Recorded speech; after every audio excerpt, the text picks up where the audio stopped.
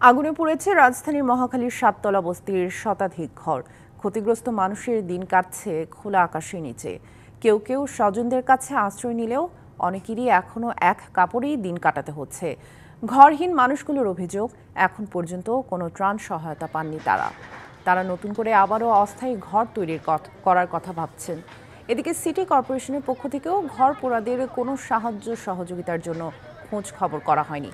মহাখালীর সাততলা বস্তিতে রাত প্রায় ৩টার দিকে লাগা আগুন ১.৫ ঘন্টার চেষ্টা নিয়ন্ত্রণে আনে ফায়ার সার্ভিসের ৮টি ইউনিট। এ সময় ফায়ার সার্ভিস জানায় কেউ হতাহত হয়নি, তবে ক্ষয়ক্ষতির বিষয়ে তদন্ত কমিটি গঠন করা হবে। শুয়ে পড়লাম, কারেন্ট নাই। ২ মিনিট পর কারেন্ট আইছে, কারেন্ট আওয়া আর আগুন ধরা, আমরা কিছুই বাই করতে পারি নাই। ৩টা সাড়ে ৩টার দিকে বাসায় আমি ঘুমিয়ে রয়েছি, আমার বোন যা বলতেছে আগুন লাগছে। পরে আইসা দেখি যে অবস্থা, কোনো মাল সামানে বার করার মতো কোনো সিস্টেম নেই। আজকে কি খামো, টাকাও আসলে সে টাকাগুলোও পুড়ে গেছে, ৫,০০০ টাকা, কিচ্ছু নেই কেউ ঘরে। ৪৬টার মতো ৪৬টাই পুড়ে গেছে, অবশিষ্ট তো কিচ্ছু নাই।